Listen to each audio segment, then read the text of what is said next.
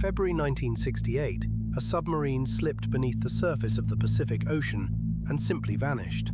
No distress call, no wreckage, no survivors. 98 men were gone. What happened to them would remain a mystery for decades and trigger the most audacious secret operation of the entire Cold War. Her name was K-129, a Soviet ballistic missile submarine built to carry nuclear weapons within striking distance of the United States. On February 24, 1968, she sailed from her base on the Kamchatka Peninsula on a routine patrol. Her mission? To disappear into the Pacific and wait, silent, for orders that everyone hoped would never come. Somewhere in the vast emptiness of the ocean, something went catastrophically wrong. When K-129 failed to make her scheduled radio checks, Moscow grew anxious. The Soviet Navy launched one of the largest search operations in its history. Dozens of ships and aircraft scoured the Pacific for weeks. They found nothing. Eventually, the Soviets gave up.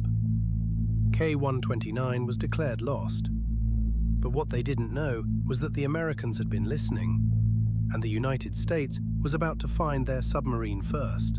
While the Soviets searched in vain, the Americans already knew something they didn't. Deep beneath the Pacific, a secret network of underwater microphones had been listening the whole time. It was called SOSUS, and on the day K-129 died, it had quietly recorded the sound of her destruction. By analyzing those sound waves, US Navy experts narrowed the wreck to a patch of empty ocean 1,500 miles northwest of Hawaii. To find it, the United States sent one of the most secret vessels in its entire fleet, the USS Halibut. Outwardly an ordinary submarine, but secretly packed with cameras, sensors, and a deep-towed search sled. For weeks, Halibut dragged her camera sled just above the seabed, 3 miles down, in total darkness. Her crew pored over thousands of photographs, frame after frame of nothing but empty mud. Then, after more than 3 weeks of searching, a shape emerged from the gloom. They had found her. K-129, broken and silent, resting on the ocean floor at 16,000 feet. It was deeper than any salvage in history had ever attempted. Deeper even than the wreck of the Titanic. But inside that broken hull lay a priceless prize. Soviet nuclear missiles, warheads, and the codebooks that could unlock the Soviet Navy's secret communications. The CIA wanted it, all of it. The Americans had found their prize. Now came the impossible part, lifting it. No one had ever raised anything so large from so deep. 3 miles down, the pressure could crush steel like paper. The plan was breathtaking in its ambition. Build a ship that could lower a giant claw to the seabed and simply pick the submarine up. They could never let the Soviets know what they were really doing. So they invented one of the greatest cover stories in history. He turned to one of the most secretive men alive, the reclusive billionaire, Howard Hughes. Hughes was perfect for the role.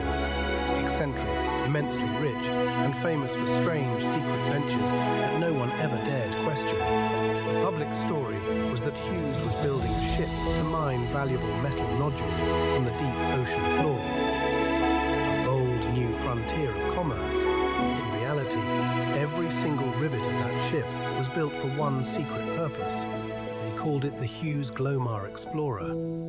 600 feet long, with a towering derrick rising from its deck. Hidden inside was a moon pool, a cavernous chamber open to the sea, where the stolen submarine could be lifted up completely out of sight. And the claw itself, a colossal steel grasping machine the crew nicknamed Clementine. Everything was in place for the most audacious heist ever attempted. In the summer of 1974, the Glomar Explorer sailed for the middle of the Pacific to steal a submarine from the bottom of the sea. In the summer of 1974, the Glomar Explorer reached the spot, 1,000 miles from the nearest land. Beneath her hull, the crew began lowering the giant claw on a string of steel pipe toward a target 3 miles down. Section by section, they added pipe. The descent alone would take days. 3 miles below, the claw crept toward the ocean floor, in total darkness. On the surface, they were not alone. Soviet ships had appeared, circling, watching. The cover story held.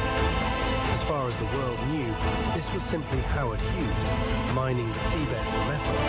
Finally, the claw reached the seabed and closed its giant steel fingers around the broken submarine, in the most dangerous part began.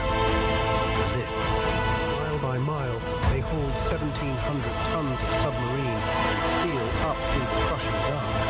Then, halfway up, disaster. Part of the claw gave way. A huge section of the submarine broke loose and tumbled back into the abyss, lost forever. They managed to save only the forward section.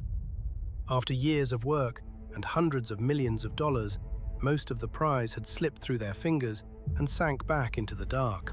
In the end, they had recovered only a fraction of what they came for. The shattered forward section of K-129, what exactly they found inside, has never been fully revealed, but it likely included nuclear torpedoes and fragments of Soviet codes. The operation had cost around $800 million, billions in today's money, for a broken piece of a submarine. And among the wreckage, they found the remains of 6 Soviet sailors. In a quiet act of respect, the CIA gave them a formal burial at sea, with full military honors. The entire operation was meant to stay secret forever. It didn't. In 1975, journalists broke the story. The secret was out. When reporters demanded answers, the CIA invented a now famous reply.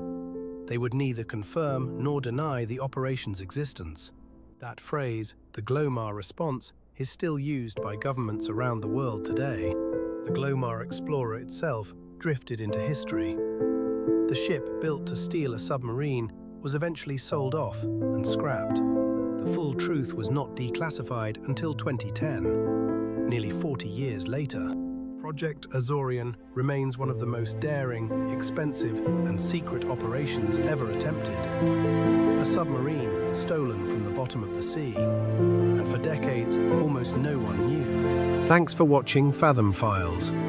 If you enjoyed this descent into history, subscribe, because there is always more buried beneath the surface. Thanks for watching Fathom Files. If you enjoyed this descent into history, subscribe, because there is always more buried beneath the surface.